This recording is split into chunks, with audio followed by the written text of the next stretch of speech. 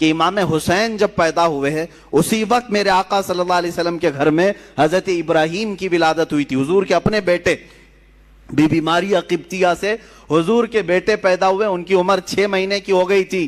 اور حضرت فاطمہ کے گھر میں امام حسین پیدا ہوئے. آگے پیچھے تھوڑی سی ایک وقت ایسا آیا کہ حضور اپنے بیٹے کو لے کر بیٹھے ہیں. بیٹا کتنا عزیز ہوتا ہے, بیٹا اپنا بیٹا. 2 بیٹے پہلے حضور کے انتقال کر چکے تھے, یہ تیسرے بیٹے تھے حضرت ابراہیم, اور حضرت فاطمہ کے بیٹے حسین دونوں کو چوم رہے تھے. جبرائیل آئے, کہا آقا اللہ تعالیٰ کی منشا یہ ہے کہ ان دونوں میں سے کسی ایک ہی کو آپ رکھ سکتے ہیں. اللہ اکبر, چنو تو کس کو چنو؟ ایک طرف بیٹا ہے اور ایک طرف نواسا ہے. میرے آقا صلی اللہ تعالیٰ علیہ وسلم نے دونوں کی طرف دیکھا اور جبرائیل سے کہا, اے جبرائیل حسین کو میں منتخب کرتا ہوں.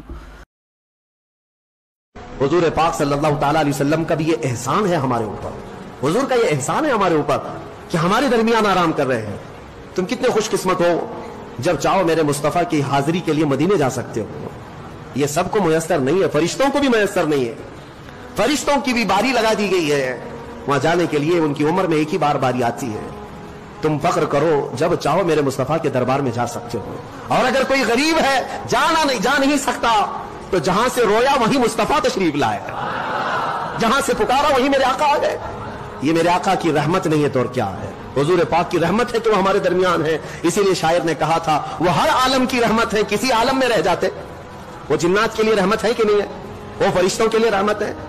اللہ تعالیٰ کے 18,000 عالم, 18,000 مخلوقات کی الگ الگ دنیا, وہ رسول سب کے لیے رحمت ہے, سب کے لیے رحمت ہے. کسی بھی دنیا میں رہ جاتے میرے مصطفیٰ, وہ ہر عالم کی رحمت ہے. کسی عالم میں رہ جاتے یہ ان کی مہربانی ہے کہ یہ عالم پسند آیا. میرے آقا صلی اللہ علیہ وسلم ہمارے درمیان ہے, یہ اس سے بڑھ کر کے کیا فخر کی بات ہے. اسی لیے مدینے والے 1400 سال گزر گئے, 1400 سال گزر گئے.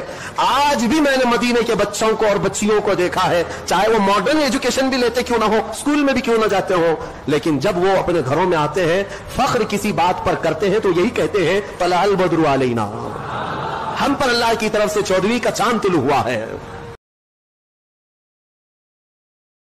وہ رسول پاک صلی اللہ تعالیٰ علیہ وسلم کے شہدائی صحابہ جب احد کے میدان میں کھڑے تھے, 70 صحابہ کی ایسے جانیں گئی ہیں, اگر میں تفصیل بتاؤں تو بہت لمبا وقت ہوگا.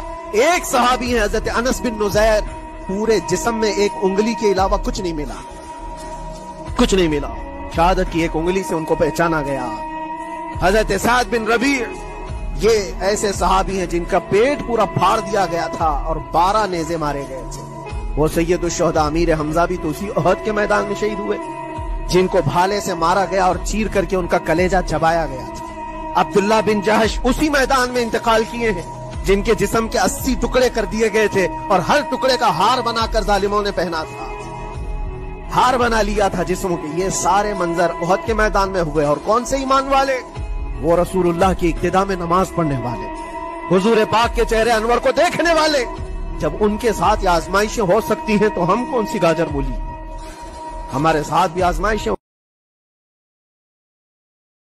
آج کون ہے جو تمہاری گردنوں پر تلوار رکھ کر کے کھڑا ہے کہ تم نماز نہیں پڑھ سکتے, مسجد میں نہیں جا سکتے؟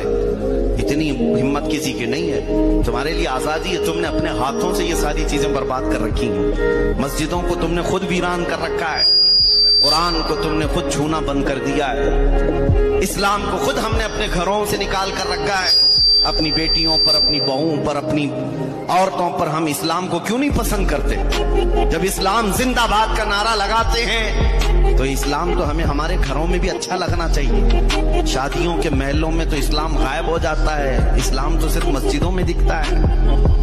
تو مسجدوں میں اسلام کو باقی رکھ دیا اور باقی تمہاری شادیوں میں, ولیموں میں اور دوسرے تقریبات میں تو کہیں نظر نہیں آتا. عورتیں بے پردہ, مرد ناچ گانے پر مصروف ہیں. کیا یہ اسلام ہے؟ ہم نے اپنے ہاتھوں سے اگر اس کو کمزور کرنا شروع کیا تو دوسروں پر بلیم ڈال کر کے کیا مطلب ہے؟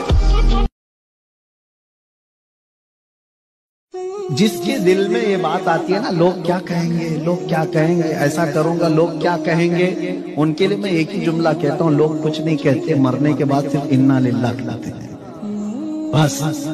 یہی ایک اچھی چیز بولتے انا للہ و انا الیہ راجعون. باقی زندگی میں ان کا خیال مت کرو. کیا کیا بولتے تھے؟ لوگوں کے لیے جیتے رہو گے تو یہ لوگ کتا بنا دیتے ہیں, کچھ بھی بنا دیتے ہیں.